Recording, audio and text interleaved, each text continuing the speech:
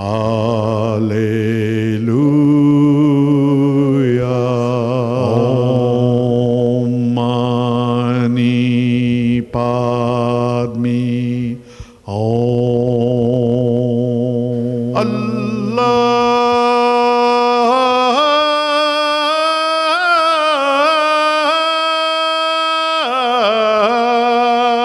Satnam. Welcome. You're watching Harmony and Diversity, and today we're speaking with Fr John Dupuche. He's a Catholic priest from the Archdiocese of Melbourne. Thanks for coming in, John. Welcome. I'm very glad to be here. Actually, again, because we have had the pleasure of interviewing you several times, and that's right. That's good. That's good. Now, just to get a bit of a background, I think that you sort of started your spiritual process from quite an early age, a bit of a revelation when you were about 7 years old. Is that correct? Well, yes. I mean, at the time of my first communion, and I remember having a powerful experience there. And this is my language, the way I talk about it, of the one who is. So that sort of sense of God, the presence of God, the one who is. And then I wanted to really come into union with the one who is. And so that was a very powerful experience. And that sort of, at the same time, then I wished to become a priest. So that started really at that age. And then what follows after that is just well, that's the journey that I followed through on. Right. Just picking up on that, the one who is, as a 7-year-old, how was that revealed? What did it look like? Well, I suppose it was really my first real act of consciousness, I suppose, moving on from sort of whatever but it's a real act of consciousness, and it was a sense of presence. There was no image involved or anything like that, but just the idea of someone, so not it, but who. Yes. And who is. Right. And the sort of eternal presence, if you like. And I wanted to be in that, with that. Yes, there's sort of a depthing of awareness. Yes, very much so. And so that sort of remained with me from then on, basically. And you went on from there, and you became a Jesuit, did you? Yes, I did. But then after a few years, about 8 years in fact, so it's quite a while, it was a very good grounding, and I'm very grateful for that. But I realised that something was sort of insufficient, and although it was very hard to leave, I think it was the right thing to do in hindsight now, of course. Right. The right thing to do, because I would never really, realistically speaking, have moved this other journey, that's an important journey in fact for me, this whole interfaith journey. Yes. And that would not have, realistically, it would not have happened. No. So after leaving the Jesuits, it was what you did in between then and becoming a priest again that taught you this interfaith perspective? I suppose really the interfaith started after I'd been ordained, and I'd always had interest in these things, you know. And I used to go to the a bookshop in Melbourne, in Burke Street, called the Whole Earth Bookshop. Nice big thing. And I'd go around the different shelves, you know, look at it. And I always ended up in the Indian section. So I looked at gardening and architecture and philosophy. I ended up in the Indian section. And that sort of really grabbed my attention. Yeah. So someone told me then that I shouldn't, a mutual friend, someone else, I should not just look at yoga, I should do yoga. Yeah. So I got a teacher for yoga. And then at another bookstore, books have been very important for me. Yes. I discovered branches of yoga, and the word Tantra then first appeared in one of those books. And I was immediately drawn to that word. The first word in the book was Tantra. And I thought, no. So I didn't know what it meant, but I was drawn to it, and that sort of led on to other things then. Well, tell us what Tantra does mean. Well, it was a long investigation, in fact, because not much was available in Australia, and what was available I felt I couldn't trust. Didn't sound right. Although there was something in it that seemed okay, but couched in lots of stuff that I felt was not right. Yes. So it was a long period of investigation, of discernment, basically. Yes. And then I eventually came across this branch of Tantra, which was very important for me. So Tantra then really is, in my definition, because it's beyond definition really. Yes. The scholars have tried to define it but have given up on it. But basically I think would say the the union of opposites. Yes. And so the bliss, the joy, the happiness, the great excitement that comes from the union of opposites, of all sorts of opposites. Yes. So yes. good and evil, heaven and earth, and male and female, and sin and grace, all these things, which we divide up into our little categories and boxes. Right. And then when these things are seen not to be separate categories, but to be in fact complementary, in fact unifiable, then something profound happens. Yes. And isn't it interesting, because sitting behind that again is things like yin and yang, which goes back thousands of years. Exactly. Yes. So it's all tied up. Yes, it is. It's tied up. It's quite fascinating. But we'll come back to Tantra later. So you then went on and you came back. You were a parish priest. Yes, that's right. Is where you went through. Yeah. So I'd discovered this branch of Indian thought from Kashmir 1,000 years ago, from Kashmir, which had disappeared really, and was only rediscovered. End of the 19th century, beginning of the 20th century, and the first studies on it, the proper studies, were done only latter part of last century, so it's very recent. Quite recent. But they realise now that it's one of the great schools of Indian thought, and a lot of attention is being given to it now. And so I found this text, and I thought I wanted to enter into it, so I learned Sanskrit to be able to read the text properly. That's right. And then translated the text and commentary. Yes, you say that you learned Sanskrit so blithely. It must have been a big task. Well, it was a big task, but essential really. Yeah, because you can't get into the meaning without... Exactly, the words have special resonances. Yeah, that understanding. Yeah, so where does your interest in Shaivism stand now? Well, I suppose when I started to read the texts, I found that they provided me with the language for the experience I already had. So I had these experiences in prayer and meditation and so on, but not the language with which to describe them. Right. And so they provided the language. Yes. And so that was the impact, the particular impact and value for me personally. So it was... it made it contextual for you. Yes. And so I found a text now from the Kashmir Shaivism that I could trust, that it was well thought through, not like some of these other studies have been done. There's a lot of garbage that goes under the name of Tantra, but the texts that I'd had, tantric texts, but from Kashmir, were reliable. And I need to be reliable as well. We'll go to a break. We'll be back in a moment.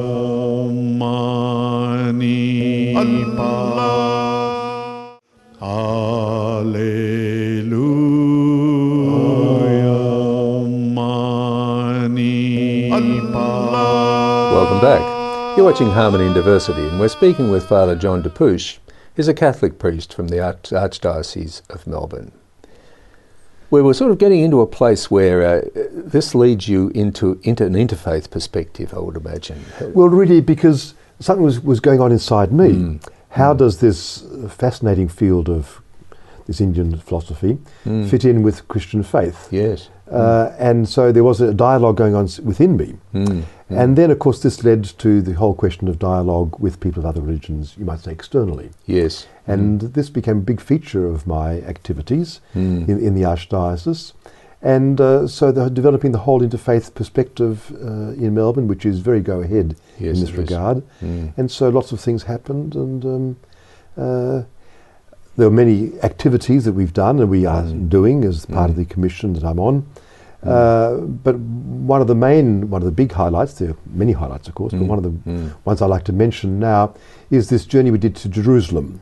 So the Jewish, Christian, Muslim journey to Jerusalem. Yes. There were 12 people, so 4 Jews, 4 Christians, 4 Muslims, a couple of years ago now, and that was very successful. Right. Because Jerusalem is sacred to those 3 religious faiths. Yes. And we got on very well together, and we spent a lot of time talking and discussing, and as well as, of course, visiting sacred sites, and so that went very well indeed. Right. And that led on to the follow-on, I suppose, to one in India. Okay. Well, the Jerusalem one seems to fall into three packages of the three Yes, religions. But what did the Indian one look like? Well, that was very different in a way because, well, there were four religions being handled, you might say, considered there.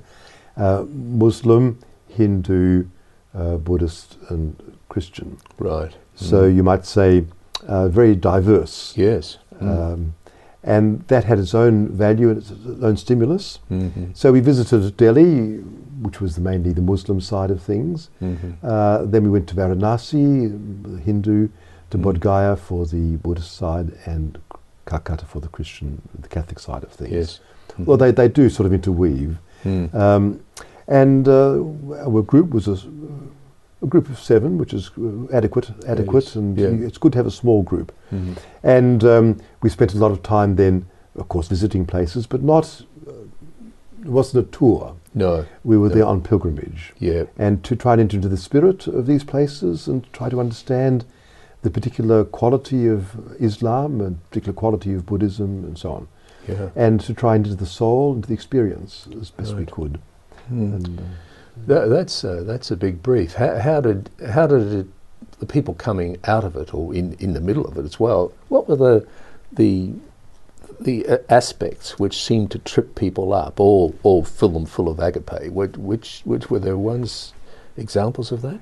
Well, I think the whole question of going beyond words and going beyond differences to what unifying spirit joins all these things together, because there's many differences between them, as we know, but at the same time there's something profoundly close in them. Yes. And so we could meet each other and meet people at a deeper level, precisely because there was this diversity. Yes. It made us go deep and go beyond the surface of things. Yeah. So that was earlier this year. So it's probably too early to measure the effect that that's had on the participants. Is there any sort of feedback that you've had? Well, I think that they were delighted with the experience. Sometimes puzzled by what was going on, and lots of questions that the different religions put to their own faith. Yes. And these questions are very valuable. And for some people can be disturbing. Yes. People sometimes don't like questions. They want to go on the same old. But the questions do make people start to think of their own faith and how do they fit and what do they think and how what does it reveal to them about their own selves and their own faith. Yeah. That's the value. And particularly when they reflect on the longevity of some of these religions they're looking at. Well, that's what it is. These are tried and tested. Yes. And so there's obviously great depth there, and this must be respected and appreciated and learnt from. So the Jerusalem experience and the Indian experience, what's the common ground, and equally, what's the difference between those two pilgrimages? Because they contain some hand grenades with the pins out. Well, I think the one in Jerusalem, we faced the shadows of our relationship. Because the relationship of Christians, Jews and Muslims has not always been happy. And to face those shadows honestly. We've all attacked each other in one way or the other, and to acknowledge that and to say, okay, that's been part of it, let's acknowledge it and make use of it and be reconciled to each other. With regard to the Indian one, it was a little bit different because there's not, over the course of history, not been much contact between Christians and Buddhists and Hindus. I'm talking about the long range. The long range, over 2,000 years. Yeah. In recent times, of course, a lot. And we find then religions like Buddhism and Hinduism where the notion of God or the figure of the gods, polytheism, monotheism, where this is very different. And at least with the Jews, Christians and Muslims, there was the one God who all worship, but not when you start with Buddhists and Hindus. So these raise questions, and they were valuable and very exciting. So I think we deepened our faith as a result. Yes, yes. What you're describing is a situation where, and you alluded to it earlier, where sometimes people can become quite stressed by the fact that there are this multiplicity of divinities and things floating around. Well, I think people should not be distressed about this. I think to come to this with great confidence, because a person who is sure of their faith, I mean, we're all questioning, we're all asking questions, but a person who is relaxed and confident, then they can open their eyes and look at other religions without fear. I've just opened my eyes and looked at the clock, and we're out of time. We'll be back in a moment.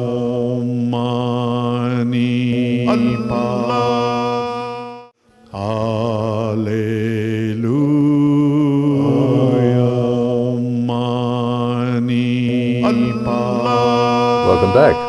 You're watching Harmony and Diversity, and we're speaking with Fr John Dupuche. He's a Catholic priest from the Archdiocese of Melbourne. And we've been talking about India and the interface with the Buddhism, Hinduism, etc. There's a little story behind that of the way in which these religions perceive the divine.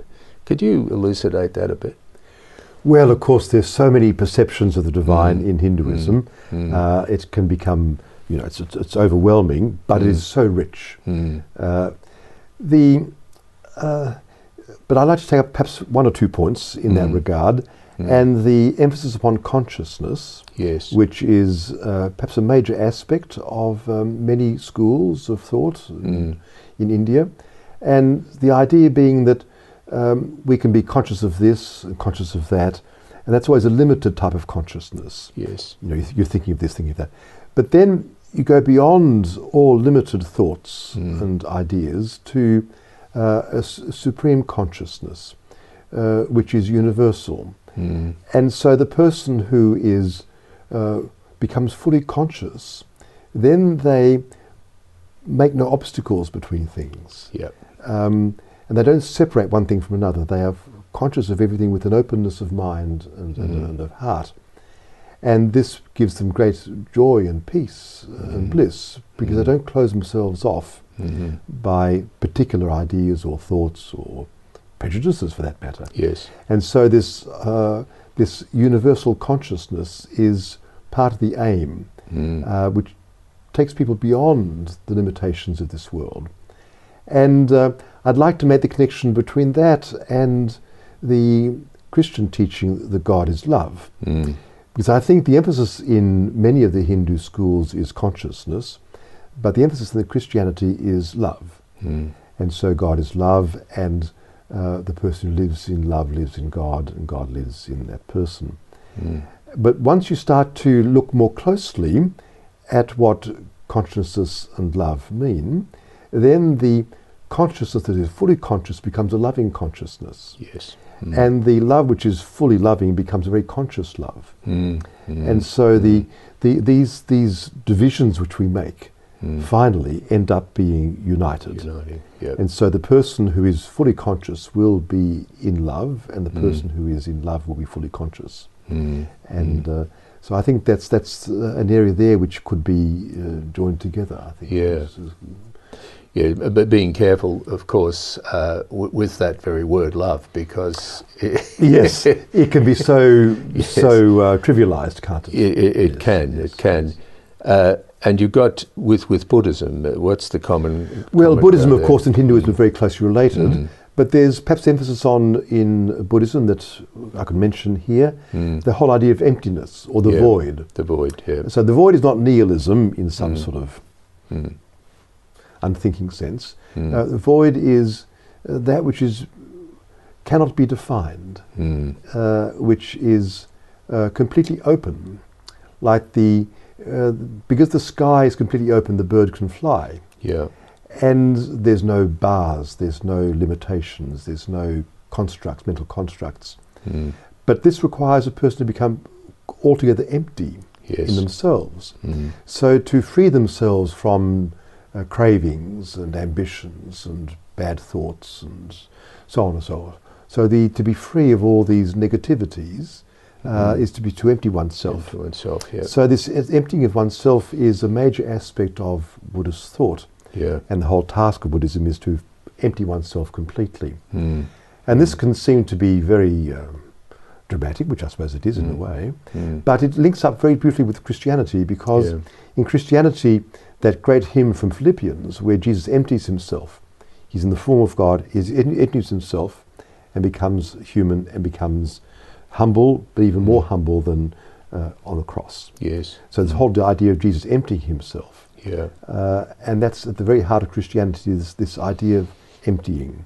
Yeah. So I think that there can be, the true Buddhist will empty themselves completely, and likewise the Christian will empty themselves completely. Yes. And as a consequence, there is this fullness that arises. This emptiness and fullness really come together. Yes. And once again, hovering around there is the emptiness and the filling with what we call love. Yes. In that sense. Yes. And isn't there a passage where Jesus talks about, he does talk about emptying yourself, the rich young man, and all that stuff. Yes, and giving away poverty of spirit is a big thing. Yes. Yeah. That's right. So that sounds like there's a bit of a big difference between the Jerusalem trip and the Indian trip, because that issue that you're talking about of the commonality which comes out of the end of emptying, etc. How do you address that when you're talking to Christians, Muslims, and Jews? Well, it's a big question. So I think the monotheistic religions, the Abrahamic religions, have to consider the challenge of Hinduism and Buddhism, and as a consequence to rediscover their own mystical tradition. Yes. Because once you move beyond the observable things of religion, then you end up, the whole issue comes up again, because at the heart of Judaism really is love and emptiness too. Yes. And at the heart of Islam as well is love and emptiness. But I think and Christianity too. So I think that these religions need to be challenged by Hinduism and Buddhism, and so discover their own greater depths that are there, just waiting to be opened up. Yeah, massive depths. That's right. Yes. Yes, because oftentimes if you're reading the words attributed to Jesus with that awareness in mind, you can see the language is so parallel. Yes. Which was thrown into relief in India, but in the Jerusalem incident expedition, it wouldn't be so clear. No. So, but in another way, the Jerusalem experience, we had to approach another person. One must become empty, because you can only meet if you are empty of oneself. So one meets in the void. And the void is that we're out of time. Will you come back next week, because we have to talk more about this. We have to talk about Tantra. Can you do that? Yes, certainly. Thank you very much, Father. You've been watching Harmony and Diversity, and we will be back next week with Father John, and we'll be speaking about other issues. Bye for now, and thanks for watching. Baha'u'llah,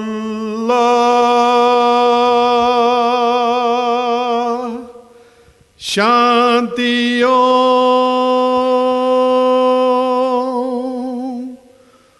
Allahu